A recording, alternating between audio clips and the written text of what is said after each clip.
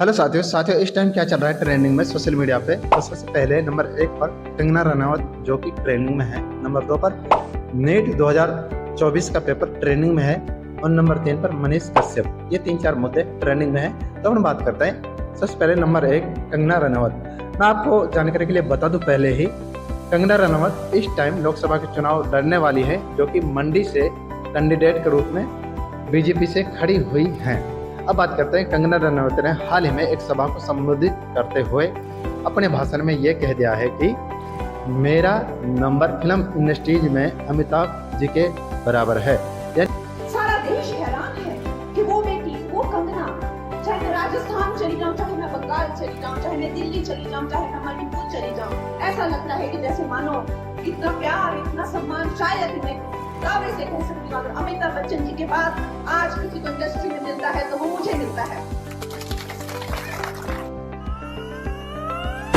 लसोरी ता मुता जाओ ने तो खाटी खाई लेन घरे पे जाते था बाबा ने पीछे के होगरे पड़ी है दवा इटे तो पर खाजियो मैं कहते वो लेटर बिल कैंसर भरे पा आवजियो पंचायत में के नौकर कहीं ना कहीं उसके बाद मेरा ही नंबर आता है। कहने का मतलब सिंपल सी बात यह है, कंगना रनावत अपने मुंह से ही अपनी तारीफ कर रही हैं। दूसरी बात, कंगना रनावत कहती हैं कि तेजस्वी यादव की जगह उनके मुंह से तेजस्वी सूर्या निकल जाता है, लेकिन हालांकि कहीं ना कहीं उसको ये खबर नहीं थी, शायद पता हो कि तेजस्वी सूर्या जो है वो बीजेपी की ही एक कैंडिडेट हैं, जो कि दक्षिणी बेंगलोर से चुनाव लड़ते हैं।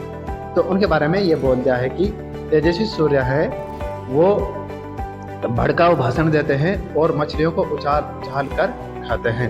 राहुल गांधी हो जाए, चाहे जिनको चांद पे आलू उगाने हो, या तेजस्वी सूर्या हो जाए जो अपनी गुंडागर्दी करते हैं, मछली उछाल के खाते हैं। ये कौन है मोहतरमा, हमको नहीं पता है।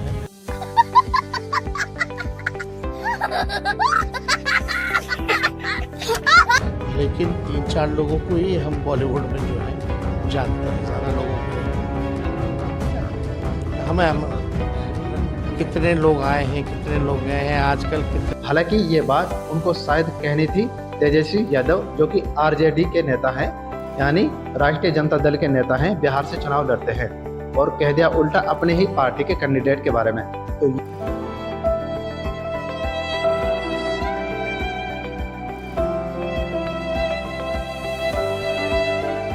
ये सब कुछ चल रहा है। और फिर इसके बाद देरी किस बात की, सोशल मीडिया पर ट्विटर पर लोग बागों ने अपनी प्रतिक्रियाएं चालू कर दी। जरा आप भी जरूर देखें। एक यूजर्स हैं किक्की सिंह, इन्होंने लिखा है कि कंगना रनावत को जल्द ही समझना होगा कि राजनीति भाषण से नहीं बल्कि जनता की सेवा से चलती है। आज तक उन्होंने जनता के लिए क्या किया है यह तो हम सभी जानते हैं। अमिताभ बच्चन से खुद की तुलना कर उन्होंने जाहिर कर दिया है कि अभी तक वह फिल्मी दुनिया से बाहर नहीं आ पाई हैं।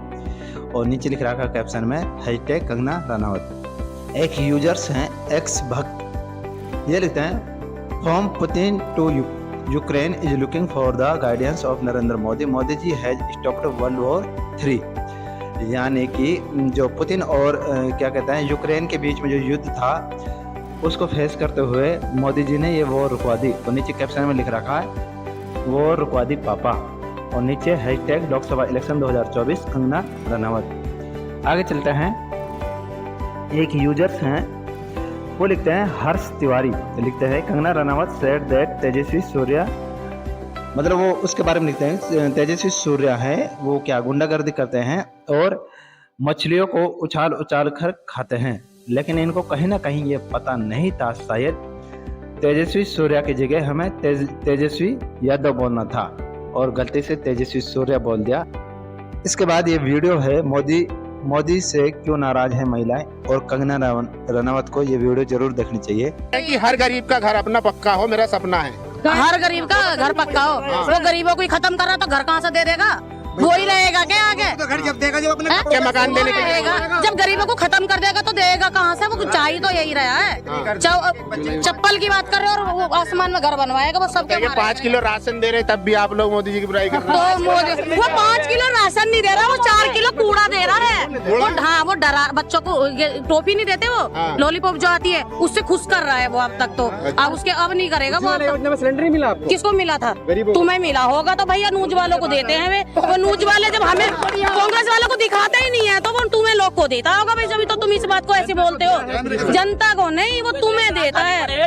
वो जो आप क्यों इतना नाराज है मोदी जी से? हाँ, आप क्यों इतना नाराज है? नाराज है जो हमारे लिए कुछ करा नहीं देश में आके। क्या बार होली है, मोदी जी ने क्या किया? लोग तो उनको कह रहे हैं कि महापुरुष है, विष्णु के अवतार वो है। तो किसी के भी पुरुष हो सकते हैं, हाँ। वो तो राम भी बन सकते हैं। इसके बाद अपन बात करते हैं नीट 2024 के एग्जाम पेपर की। तो हाल ही में सोशल मीडिया पर 3-4 पेपर की फोटोकॉपी वायरल हो चुकी है। हार्ड कॉपी मतलब सॉफ्ट कॉपी मोबाइल में उनकी वीडियो और फोटो आ चुका है। बताया जा रहा है कि ये लोग यूजी नीट का परीक्षा पेपर लीक कराने की कोशिश कर रहे थे। इन सभी लोगों के पास से जो भी कागजात मिले हैं उसकी भी जांच की जा रही है। वहीं सूत्रों से मिली जानकारी के अनुसार पटना में कई सेंटरों पर स्कॉलर को बिठाया गया था।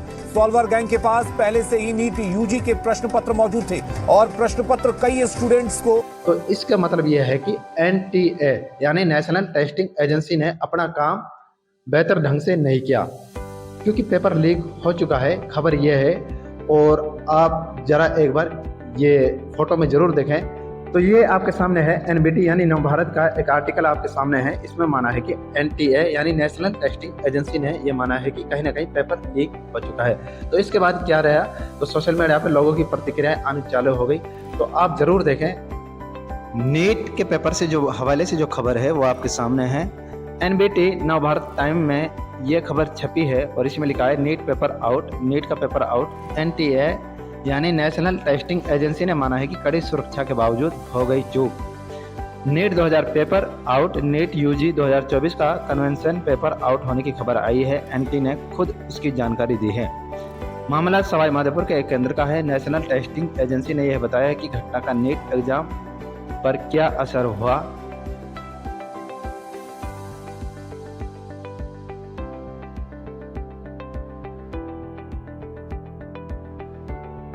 इसके बाद एक यूजर्स हैं जो क्या लिखते हैं, नाम है MP युवा शक्ति। अब जब जरूरी मुद्दों को नजरअंदाज कर धर्म, जाति, मुर्गा मछली, मंगलसूत्र जैसे फालतू मुद्दों पर चर्चा होगी तो कैसे जरूरी मुद्दों पर जनता का भविष्य सुधरेगा। आगे लिख रहे हैं, मोदी जी को सिर्फ राजस्थान से पेपर लीक दिखा, बाकी कहीं भी पेपर लीक नहीं दिखता।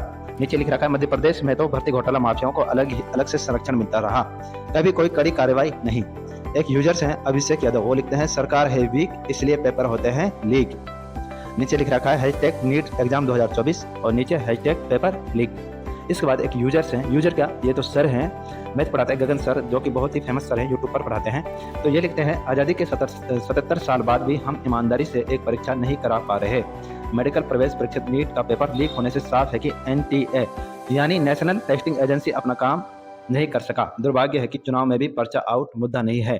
बच्चों के भविष्य से खिलवाड़ में सबकी साझेदारी है।